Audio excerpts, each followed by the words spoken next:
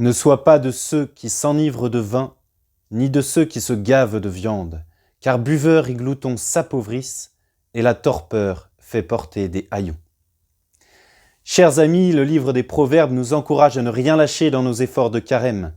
Ne cédons pas à l'intempérance qui nous appauvrit, mais dirigeons nos cœurs vers les vraies richesses.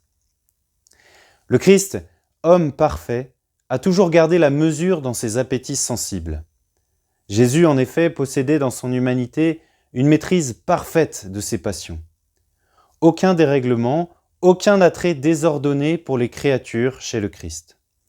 Même devant les bons petits plats de Marthe à Béthanie, même lorsque Marie-Madeleine versait à ses pieds son parfum et ses larmes, même lorsqu'il fallut chasser du temple à coups de fouet les marchands et leurs marchandises. Certains, il est vrai, ont bien essayé de l'accuser d'intempérance.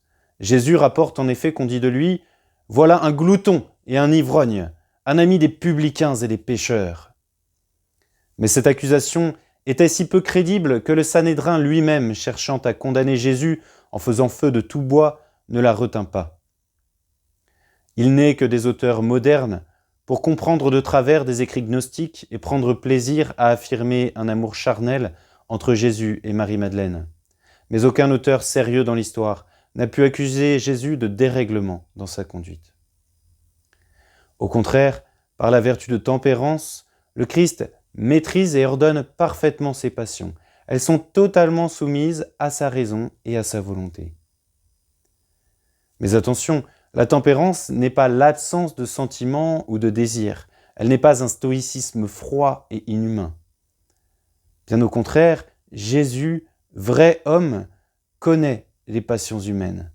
Il a eu faim, il a eu soif, il a connu la tristesse et la joie, il a eu des amis et des ennemis qu'il a tous tendrement aimés. Jésus fut saisi de compassion devant la misère des foules. Il pleurera demain en entrant dans Jérusalem. Il sera pris d'une sainte colère en chassant les marchands du temple. Bientôt, il connaîtra l'angoisse de Gethsémani. Il goûtera le dégoût, la peur, l'amertume de la trahison des siens, le sentiment d'abandon. Mon âme est triste jusqu'à la mort. Père, Père, pourquoi m'as-tu abandonné ? La tempérance donc n'est pas l'absence ou la négation des passions, mais la soumission de la chair à l'esprit.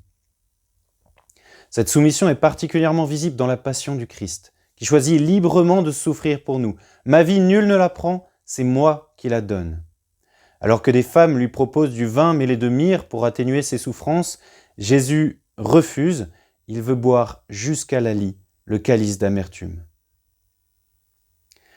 Or, ceux qui appartiennent au Christ Jésus ont crucifié la chair avec ses passions et ses convoitises, nous dit saint Paul. Oui, la vie chrétienne passe par une certaine mortification de la chair.